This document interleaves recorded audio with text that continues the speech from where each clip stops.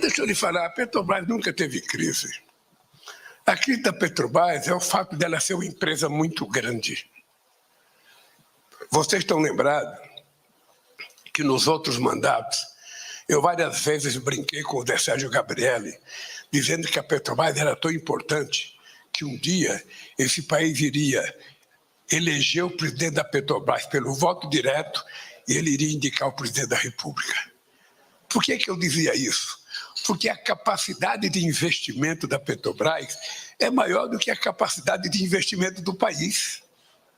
É só você ver os projetos de investimento da Petrobras e ver no Brasil, ou seja, a Petrobras ela tem essa crise. Uma crise de crescimento, uma crise de descobrir novos poços de petróleo, uma crise de se transformar não apenas numa empresa de óleo e gás, mas numa empresa de energia, porque ela tem que cuidar do que é eólica, tem que cuidar do que é solar, tem que cuidar do que é, sabe, as nossas plataformas de offshore para produzir energia solar e energia eólica. De forma que eu não vejo problema na Petrobras. Não vejo o fato de você ter um desentendimento, uma divergência, uma colocação equivocada, faz parte da existência do ser humano. Quando Deus nos fez, que deu boca, já estava previsto isso. Nem sempre a boca fala somente as coisas que são boas. Às vezes, uma palavra mal colocada cria uma semana de especulação. Mas eu posso dizer que a Petrobras está tranquila. E se ela está tranquila, o Brasil está tranquilo. É chupacabra! Mire, chico, é chupacabra!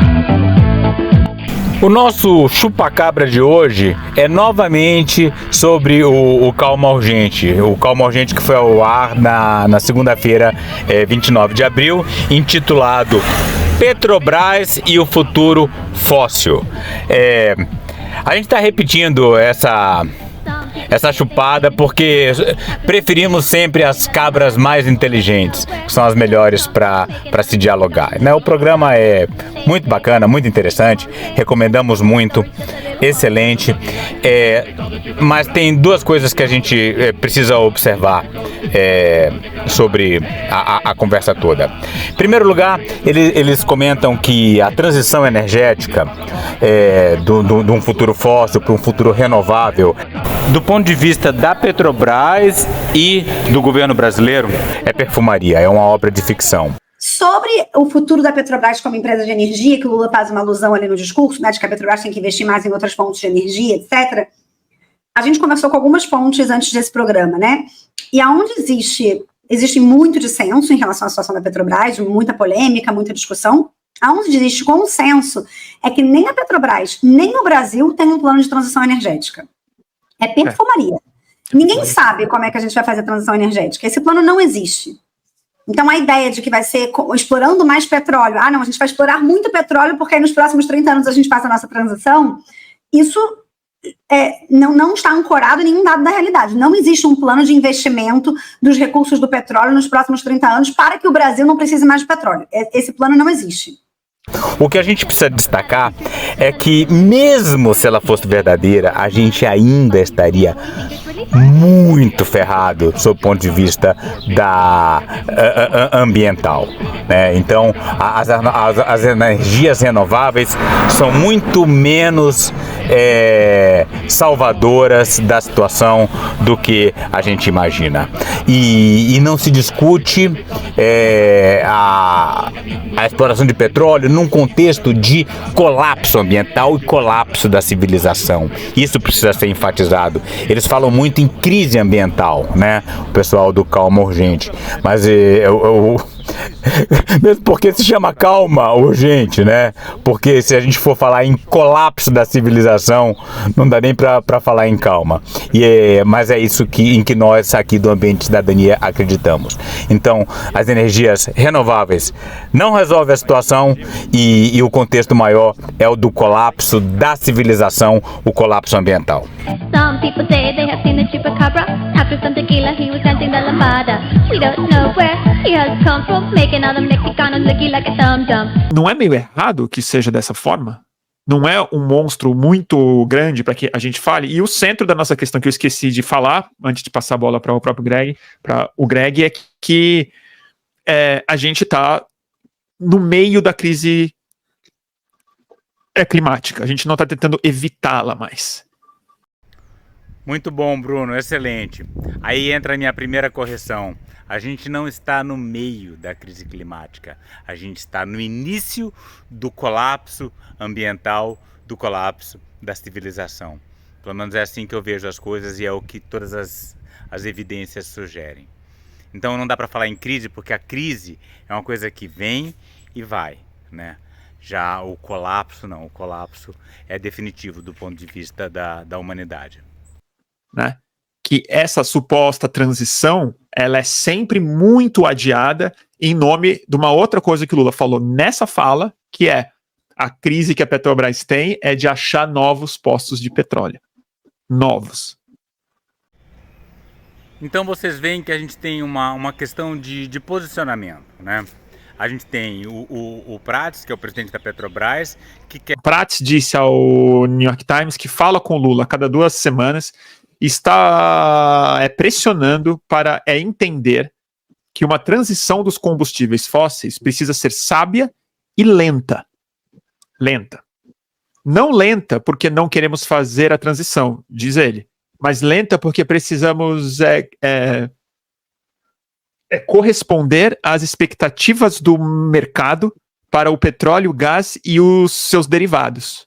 A Petrobras irá até a última gota de petróleo, assim como a Arábia Saudita e os Emirados vão fazer o mesmo.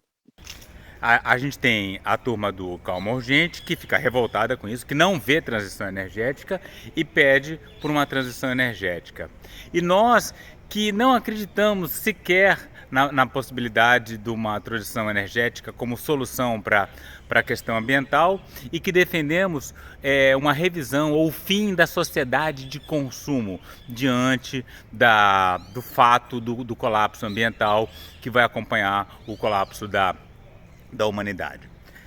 O posicionamento do Calma Urgente em relação às energias renováveis, eu acho que se deve muito a Alessandra Orofino, que ela mesma se define como... Alessandra é católica, fervorosa, cada vez mais. Não, fervorosa não. É minha vez de falar, Alessandra. Eu acredito, tenho fé, sou uma pessoa de fé. E por ser uma pessoa de fé, ela acredita na humanidade e ela acredita nas energias renováveis. Ela acredita que exista uma solução para a humanidade. Eu não a critico por isso, mas eu não estou nessa posição. Eu acho que tem algo muito... O que mais me perturbou ali até foi o final, em que ele equivale o Brasil e a Petrobras. Ele diz, a Petrobras está tranquila, logo o Brasil está tranquilo. Para ele são sinônimos. Eu acho que tem uma coisa muito curiosa aí, da ideia de que o Brasil, ele é a exploração do petróleo. Ele é a Petrobras no sentido, para além de ser uma empresa, para além de ser, mesmo que seja uma empresa com muita participação estatal, ainda assim, para além de ser do país, se equivaler ao país uma empresa problemática, é uma empresa que vive de extrair petróleo da terra. E o que eu acho curioso é que essa sempre foi a identidade do Brasil. O nosso nome é Brasil de pau-brasil. A nossa identidade sempre foi forjada no extrativismo. Então mudou o recurso, né, porque primeiro foi pau-brasil, depois foi o ouro, a gente foi acabando com os recursos, assim, e aí a gente descobriu o petróleo, e o Lula, com o pré-sal, sempre teve essa crença de que seria daí que viria a nossa riqueza, usando inclusive várias vezes o termo bilhete premiado, né, para falar do pré-sal, e essa ideia de que a nossa riqueza viria de um bilhete premiado. Eu acho que isso é o que mais me preocupa, a ideia e a crença de que o que vai fazer do Brasil um país rico é encontrar esse bilhete premiado debaixo da terra. Eu acho que ele segue com essa crença que permeou o governo dele, e que ele continua apostando nisso. E é por isso que eu acredito que vão acabar cavando, fazendo buraco no poço na foz do Rio Amazonas, e vão acabar. Eu acho muito difícil que o governo Lula interrompa e brigue com esse tipo de coisa, porque eu acho que é uma questão não é só financeira, é identitária também. Sim, perfeito, perfeito. Eu comecei fazendo o vídeo falando dos pontos que a gente precisa complementar, oferecer uma visão diferente, mas acho importante também colocar uma passagem em que a gente concorda plenamente com tudo, né? Para não ficar só de chato, né? Isso que o Gregório falou é uma análise perfeita. Inclusive, o Lula também acha que o agro é o nosso bilhete premiado, a mineração é o bilhete premiado, então precisa fazer a ferrogrão, precisa explorar tudo ao máximo, mas ele está equivocado, né? A biodiversidade é o que é o nosso verdadeiro bilhete premiado, e essa aí vai se acabando dia após dia. Mesmo dentro do governo Lula, ou talvez até principalmente, porque Lula ele faz uma coisa que o Bolsonaro não fazia, né? Ele organiza as coisas, né? E é por isso que conseguiu construir Belo Monte aqui na frente e ter o perigo da ferrogrão sair, né? A ferrogrão sai no governo Lula e ela sai também no governo Tarcísio, então a gente está ferrado de toda forma, né? Com Lula ou com Tarcísio. É por isso que a gente precisa buscar uma alternativa diferente desses dois, para a gente poder viver o colapso da civilização de uma forma menos desconfortável. Infelizmente é só isso que eu tenho a apresentar como para vocês, né? E é por isso que é um papo difícil, né? E é por isso que mesmo as pessoas mais inteligentes, mais sofisticadas intelectualmente, evitam falar sobre colapso da sociedade, colapso da civilização. Mas infelizmente essa é a nossa realidade, é o que está diante de nós. Mas o Lula tem essa perspectiva original da Petrobras como uma empresa estratégica para usar, entre aspas, o nosso bilhete premiado para o bem geral da nossa nação. Mas o ponto que a conversa parece não caber publicamente é que não dá mais para a Petrobras ser basicamente uma empresa não só de petróleo, mas o meu problema pessoal com isso é o seguinte: é uma empresa de petróleo com planos de larga expansão de poços novos e de capacidades novas de mais fundo atrás de petróleo, mais fundo do que o pré-sal, e em bacias e em áreas que, na minha opinião, deveriam soar como tabus intocáveis, como a foz do rio Amazonas, como o interior da própria floresta amazônica, como regiões de terras indígenas que têm potencial de exploração de gás, por exemplo. Muito bom, Bruno, muito bom, parabéns. Olha, você deu show nesse programa, adorei seus comentários. A esquerda, e eu repeti isso para vocês, mas vou falar que ao vivo, eu sinto que ela tem a Petrobras como a direita tem o agro. Sim, é verdade. E é por isso que é tão difícil falar em transição energética e mais ainda falar em desaceleração da economia, né? Decrescimento. Esse assunto, então, ele é muito mais complicado. Então, um grupo que fala abertamente, que defende o decrescimento, pensar que a Petrobras deveria fazer talvez uma transição, mas diminuir a cada período, diminuir gradativamente à medida que a gente avança para o fim da sociedade de consumo, né? Parece até um papo de maluco, né? Não tem como isso ser levado a sério, não tem como virar um programa de grande audiência com essa defesa. Mas nossa vantagem de ser um programa de minúscula audiência é que a gente não liga nada para isso.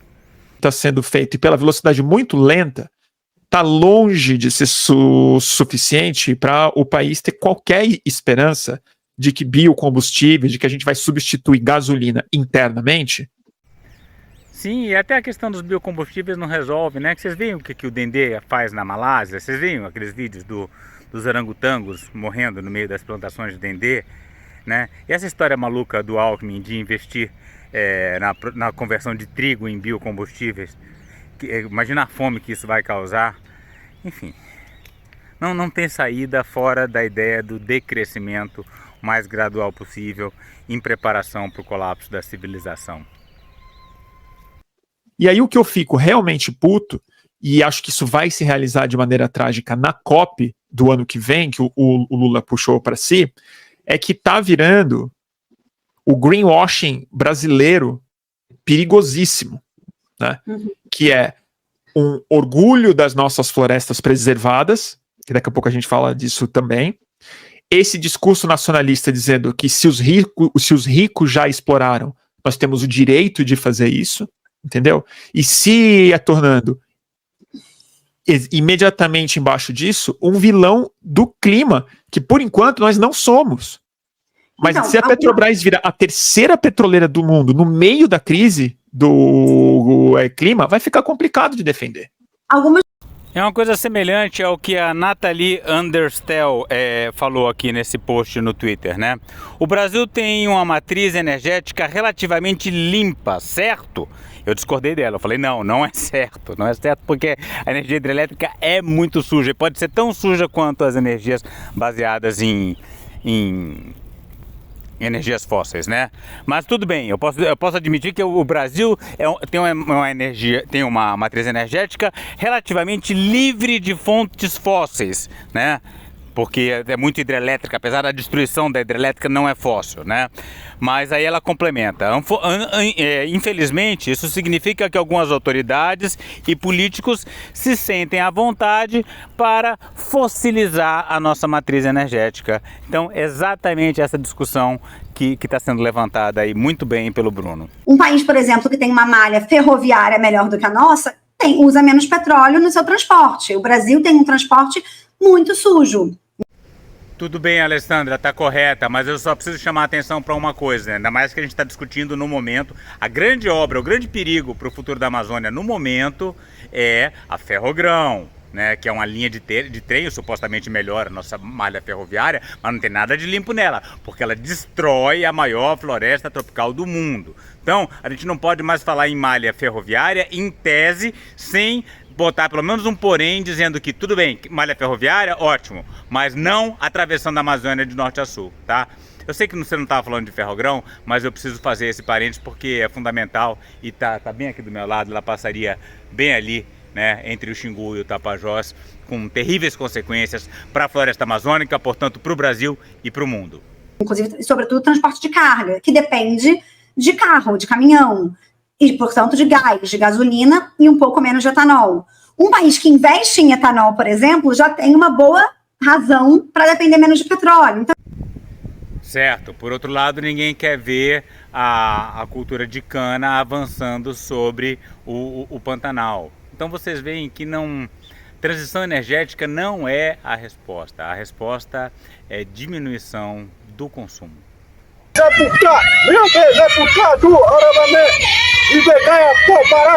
Para saber mais e participar dessa luta radical pelos povos indígenas, a floresta tropical e a biodiversidade de modo geral, inscreva-se no canal, deixe seu like e comentário.